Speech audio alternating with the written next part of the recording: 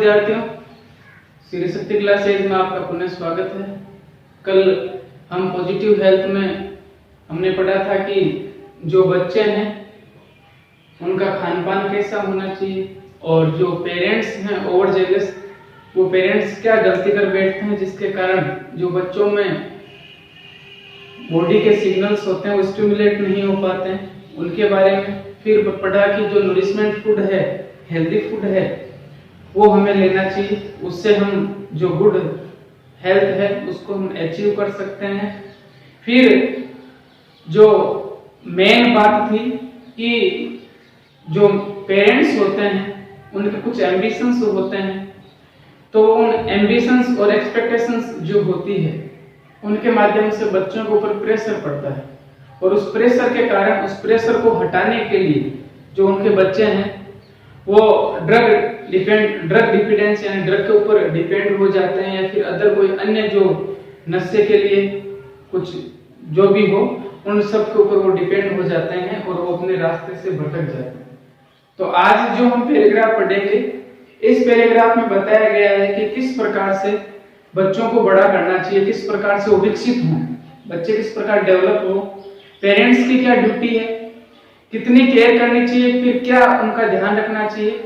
यानी जितने भी काम है वो माता पिता के गाइडेंस में होने चाहिए, लेकिन ज्यादा प्रेशर हमें पुट अप नहीं करना चाहिए कि ज्यादा प्रेशर डाल दिया तो बच्चे बिल्कुल कुछ ना कुछ अलग कर बैठेंगे और उससे नुकसान होगा। तो इस पैराग्राफ में जो अगला पैराग्राफ है, इस पैराग्राफ में आपको यही बताया गया है कि किस प्रकार से प्रश्न यही पूछा जाएगा कि बच्चे हैं वो किस प्रकार से डेवलप होने चाहिए, उनके प्रति जो माता पिता है, पेरेंट्स हैं, उनकी क्या रेस्पॉन्सिबिलिटीज बनती है वहां पर बच्चों को ग्रो अप करने के लिए, डेवलप करने के लिए।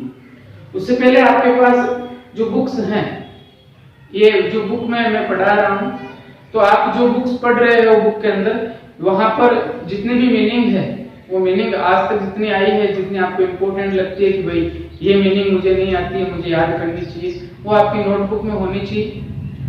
और हिंदी जो भी है, अगर प्रॉब्लम हो रही है, आपको समझ में नहीं आ रहा तो आप बेझिझक पूछ सकते हो। तो आज हम करते हैं कि बच्चे किस प्रकार से डेवलप हो उसके बारे में अध्ययन करेंगे। From the beginning. From the beginning का मतलब है शुरुआत से। जब बच्चे पैदा होते हैं उनके शुरुआत से ही कैसे बचपन में बच्चे हैं वो किस प्रकार से डेवलप होने चाहिए। Children should be allowed. बच्चों को परमिशन दी जानी चाहिए, उनको अनुमति देनी चाहिए किसकी, टू डेवलप, विकसित होने की, कि बच्चे हैं किस प्रकार डेवलप करें, किस प्रकार ग्रो अप करें इन their own natural happy way. Own यानी स्वयं का, देयर यहाँ पर बच्चों के लिए है कि किस प्रकार से बच्चे खुद खुश रह सकते हैं कि मुझे ये काम करना अच्छा लगता है। तो अगर काम गलत है तो आगे बताया हुआ कि काम गलत है तो गाइडेंस मिलेगा तो उससे हल हो जाएगा। यानी कि बच्चों को जिस वे से, जिस तरीके से वे हैप्पी रह सकते हैं उस तरीके से बच्चों को अलाउड करना चाहिए, किसके लिए, डेवलप करने के लिए। फ्रॉम द बिगिनिंग, शुरुआत से ही, children should be allowed to develop in their own natural happy way. Natural का मतलब जो स्वाभाविक है, कि बच्चों को शुरुआत से ही इस प्रकार से अनुमति दी जानी चाहिए कि वो जिस हैप्पी वे से यानी खुश, जिस तरीके से वो खुश रह सके उनसे उनको विकसित करने की अनुमति दी जानी चाहिए।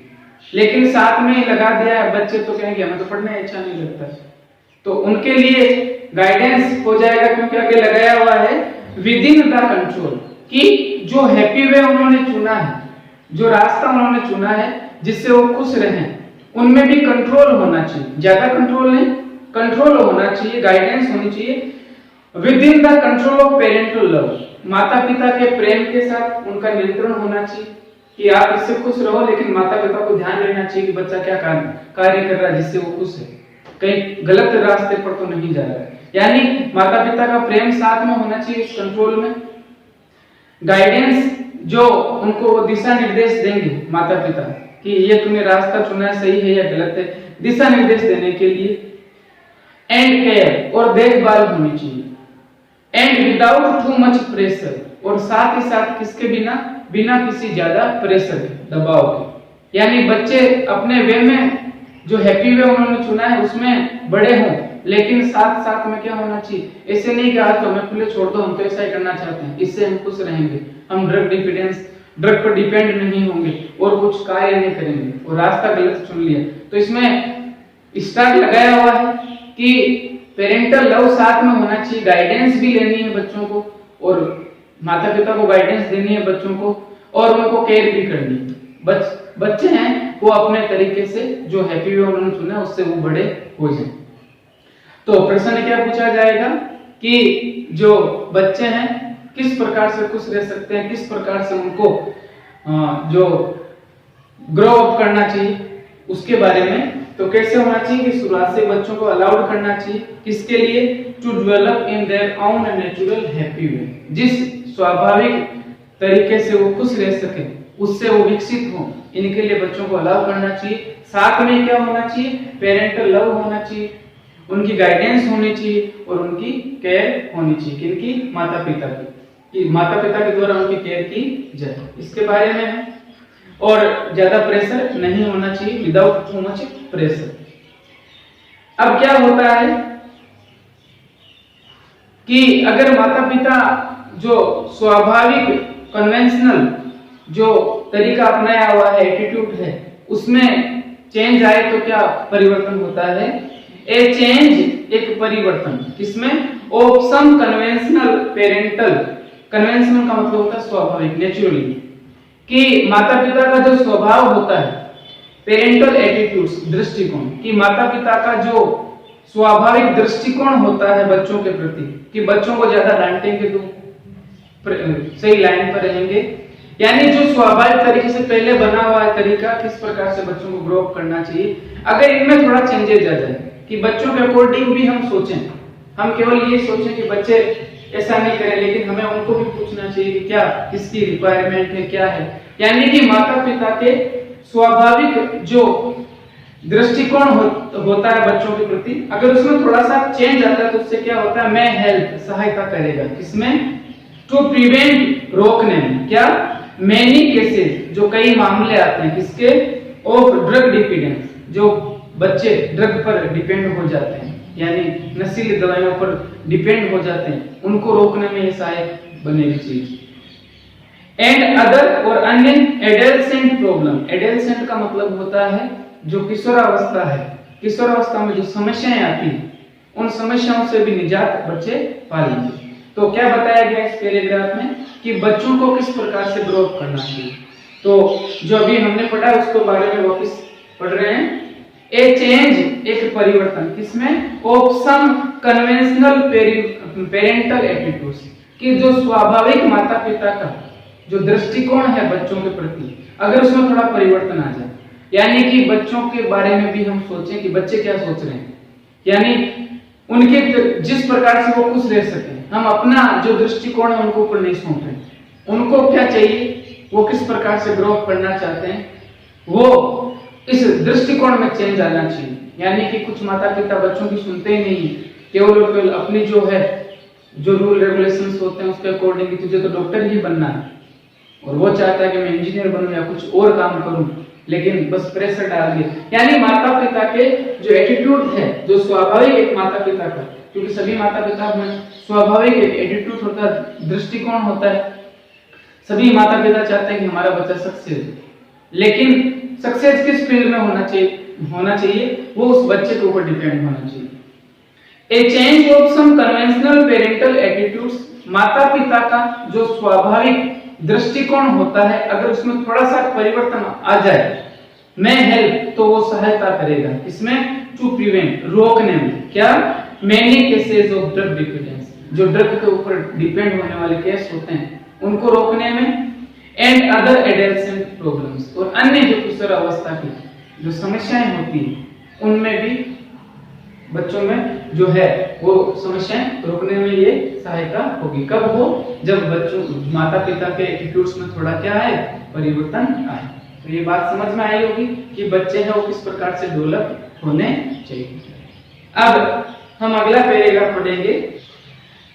इस पैराग्राफ में पहले पैराग्राफ में बताया माता पिता की जिम्मेदारी क्या, रेस्पॉन्सिबिलिटीज क्या है। इस पैराग्राफ में बताया गया है कि हम जो सभी मानव इस धरती पर रहते हैं, तो यहाँ जो इन्वायरमेंट है, जो पर्यावरण है, उस पर्यावरण के प्रति हमारी क्या जिम्मेदारी है, हमें कौन कौन से कार्य करने चाहिए जिससे हमारा पर्यावरण सुरक्षित रह सके। तो यहाँ बताया गया फैमिली प्लानिंग, जो परिवार नियोजन की, यानी हम दो हमारे दो, यानी और जो माँ है, जो एक मदर होती है, वो एक परिवार की जो सक्सेस है, जो भी परिवार खुश रहता है उसकी मेन की होती है सफलता के लिए, उनकी किस प्रकार से देखभाल होनी चाहिए उसके बारे में बताया है। यानी ये जो पैराग्राफ है वो समाज और एनवायरनमेंट के बारे में, कि हम उनकी केयर किस प्रकार से कर सकते हैं, क्योंकि हमारी जिम्मेदारी पर्यावरण के प्रति भी बनती है।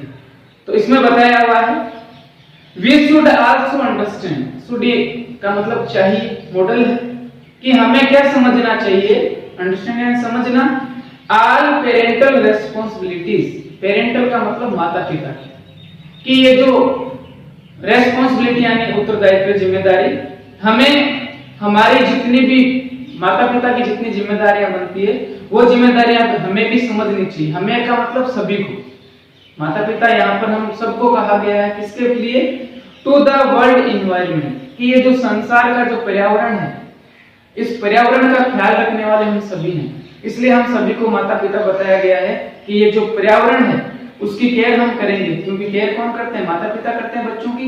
तो ये जो पेड़ पौधे हैं, जितने भी पर्यावरण है, नदी, जितना भी पर्यावरण प्राकृतिक चीजें हैं, उन सब के प्रति हमारी पेरेंटल रेस्पॉन्सिबिलिटीज बनती है, हमारा एक जिम्मेदारी बनती है। जिस प्रकार माता पिता अपने बच्चों का ध्यान रखते हैं, उसी प्रकार उनको हमारा जो सभी जो इस संसार में लिविंग है, जितने भी सजीव प्राणी हैं, उनको जो हमारे वर्ल्ड एनवायरनमेंट है उसके बारे में भी सोचना चाहिए, उसके प्रति भी हमारे कुछ रेस्पॉन्सिबिलिटीज है। वो क्या रेस्पॉन्सिबिलिटी है, क्या जिम्मेदारियां हैं, वो लिखा हुआ है। रिमेंबर, कि ध्यान रखें, एक बात आपको ध्यान रखनी है, दैट की द लिविंग स्पेस, लिविंग का मतलब रहने के लिए, स्पेस यानी स्थान, कि जो इस ऑफ दिस वर्ल्ड, इस संसार में जो रहने का स्थान है वो कैसा है, इज लिमिटेड, वो सीमित है।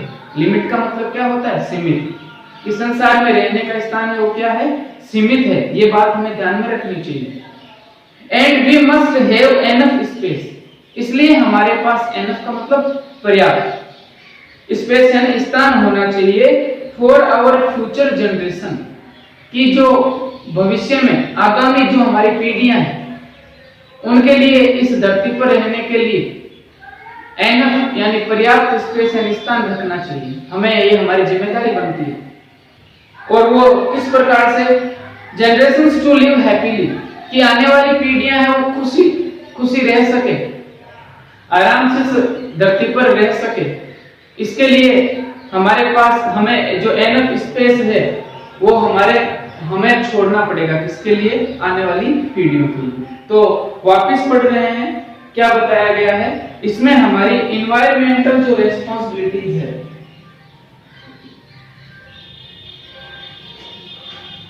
इन्वायरमेंटल का मतलब जो पर्यावरण के प्रति हमारी रेस्पॉन्सिबिलिटीज है उसके बारे में बताया है।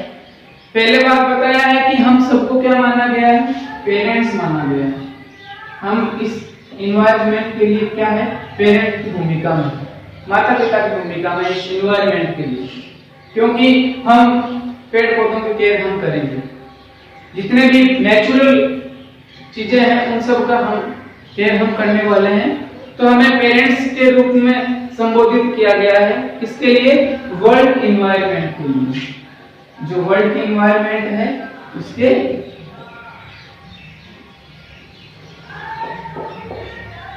वर्ल्ड इन्वायरमेंट है उसमें हम किस भूमिका में है, पेरेंट्स की भूमिका में है। फिर बताया है कि इस धरती पर रहने के लिए लिविंग स्पेस क्या है, लिविंग स्पेस यानी रहने के लिए स्थान कैसा है, लिमिटेड, स्थान कितना है, लिमिटेड है। लिमिटेड का मतलब सीमित स्थान है यहाँ पर। इसलिए हमारी क्या ड्यूटी बनती है कि जो फ्यूचर जनरेशन आए,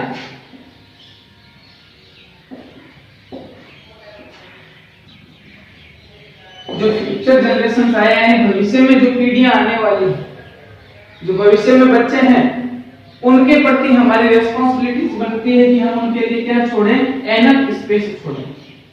एनफ का मतलब पर्याप्त स्पेस यानी स्थान छोड़ें। ये हमारी क्या है, एक पहली रेस्पॉन्सिबिलिटी है हमारी कि हम जो फ्यूचर जनरेशन है उनके लिए एनफ स्पेस यहाँ पर छोड़ें। अब एनफ स्पेस इस प्रकार से छोड़ेंगे ताकि वो क्या रह सके, लिव हैप्पीली, खुश रह सके।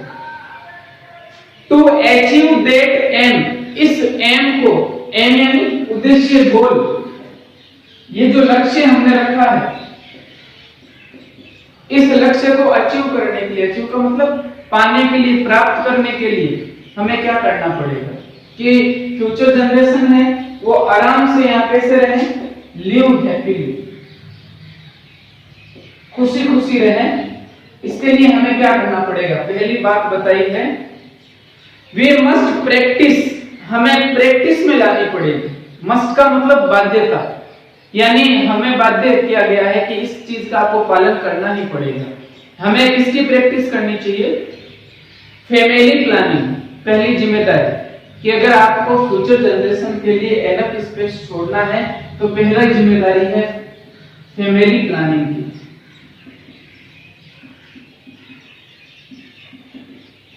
फैमिली प्लानिंग का मतलब क्या है, परिवार नियोजन, यानी परिवार में ज्यादा सदस्य नहीं होने चाहिए, क्योंकि हम दो और हमारे दो, वह जो उक्ति है उसके बारे में बताया है कि ज्यादा बच्चे नहीं होने चाहिए, लिमिटेड। इसलिए फैमिली प्लानिंग यानी परिवार नियोजन का हमें पालन करना पड़ेगा, उसको हमें प्रैक्टिस में लेकर आना पड़ेगा।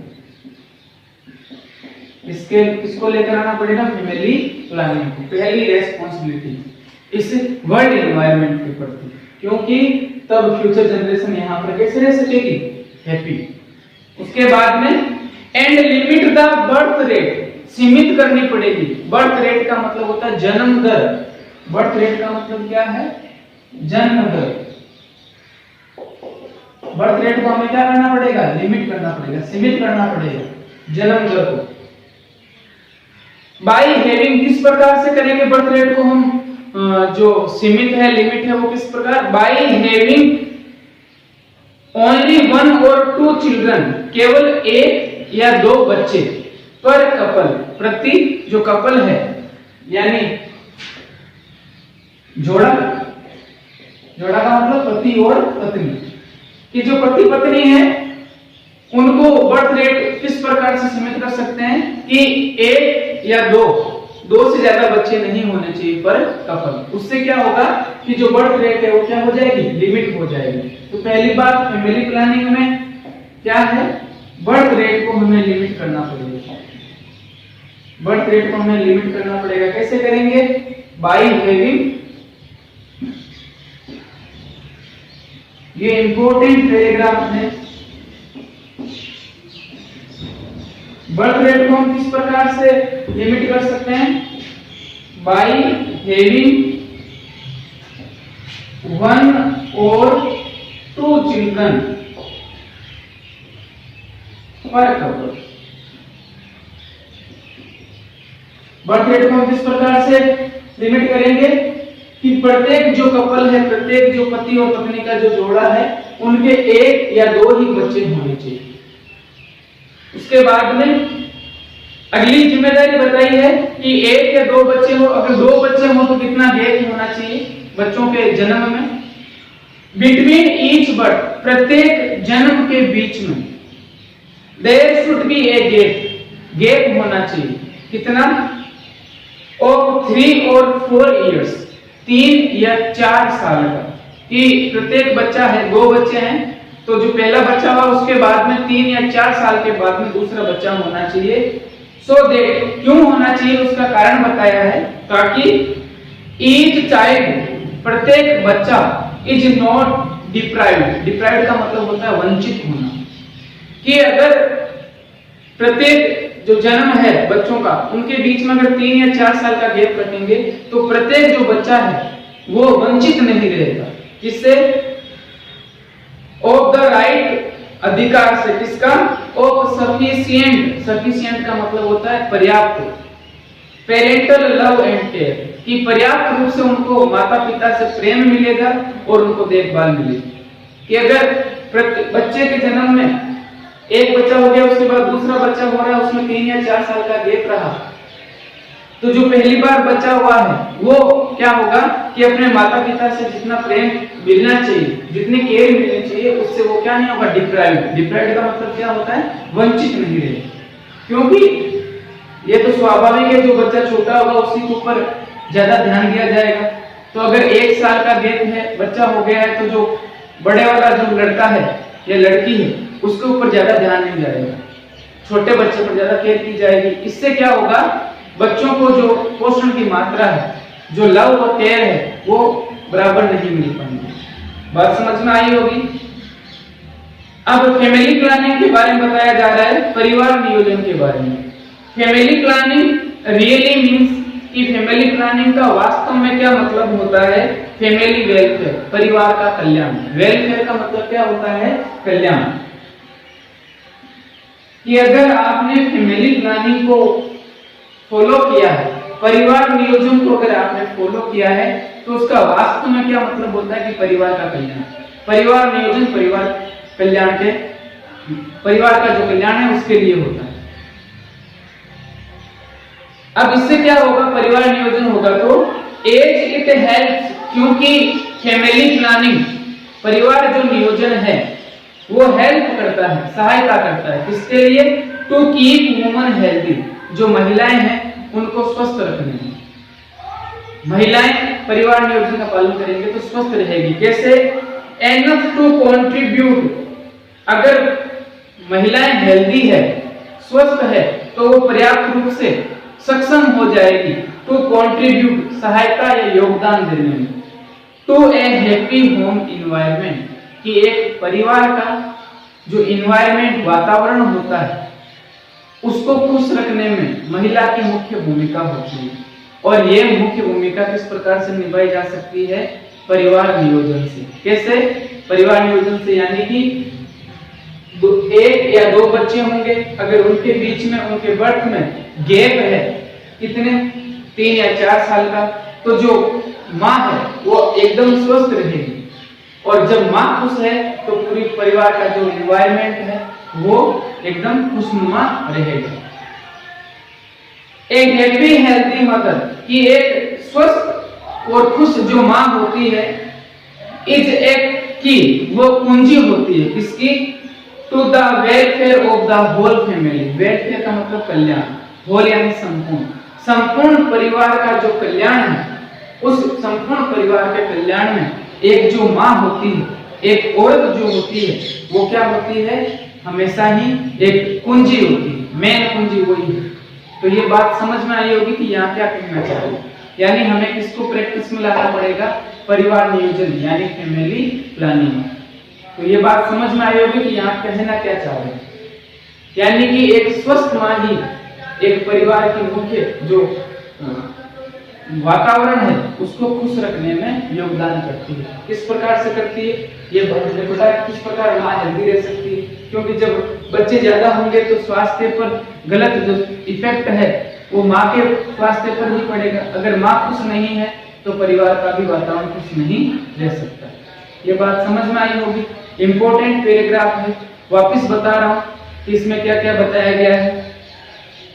पहले बताया कि हमारी जो पेरेंटल रेस्पॉन्सिबिलिटी है, इसके लिए जो वर्ल्ड एनवायरनमेंट है उसके प्रति हमें उसको भी समझना पड़ेगा। किस प्रकार समझेंगे उसको लिए बताया है कि हमें एक बात ध्यान रखनी है कि इस वर्ल्ड में लिविंग स्पेस है, रहने का स्थान जो है वो क्या है, लिमिट, एकदम लिमिटेड है, सीमित है। तो इसलिए हमें जो फ्यूचर जनरेशन होती है, आएगी, उनके लिए हमें एनफ स्पेस छोड़ना पड़ेगा, रखना पड़ेगा, रखना पड़ेगा उनके लिए एनफ स्पेस। किसके लिए, ताकि वो क्या रह सके, लिव हैप्पीली, यानी आराम से रह सके। और इस एम को प्राप्त करने के लिए हमें किसको प्रैक्टिस में लेकर आना पड़ेगा, फैमिली प्लानिंग। और इस फैमिली प्लानिंग किस प्रकार से आएगी प्रैक्टिस में, लिमिट जो बर्थ रेट है उसको लिमिट करके। कैसे, प्रत्येक कपल के, ईच कपल के 1 या 2 चिल्ड्रन होने चाहिए, उससे ज्यादा नहीं होने चाहिए। और प्रत्येक चिल्ड्रन के बीच में कितना गैप होना चाहिए? 3 या 4 साल का। इससे क्या होगा कि जो प्रत्येक बच्चा है वो माता पिता के प्रेम से डिप्राइव्ड नहीं रहेगा, वंचित नहीं रहेगा। फिर बताया गया है कि फैमिली प्लानिंग का मतलब ही क्या होता है? फैमिली वेलफेयर, परिवार का कल्याण ही होता है। क्योंकि फैमिली प्लानिंग को अगर हमने फॉलो किया तो यह किसमें हेल्प करता है? एक माँ को स्वस्थ रहने में, एक औरत को स्वस्थ रखने में ये योगदान करता है। और वह स्वस्थ जो औरत होती है वो परिवार का जो हैप्पी इन्वायरमेंट होता है उसमें उसका कंट्रीब्यूशन होता है, सहयोग होता है। एक माँ होती है, एक ऐसी माँ जो हैप्पी है और हेल्दी है, तो किसमें किसकी कुंजी होती है? पूरे परिवार का जो कल्याण है उसकी मुख्य कुंजी कौन होती है? एक स्वस्थ और खुश माँ। तो ये बात समझ में आई होगी कि यहाँ पर क्या कहना चाह रहा है। ये प्रश्न जितने भी हैं वो बनेंगे, वो मैंने बताए हैं कि वर्ल्ड एनवायरनमेंट के प्रति क्या रिस्पांसिबिलिटीज है, फैमिली प्लानिंग क्या होती है, और एक जो माँ है, एक हेल्दी और हैप्पी मदर है, वो किस प्रकार से एक परिवार के लिए की के रूप में है, इनके बारे में आज हमने पढ़ा है। आज के लिए बस इतना ही।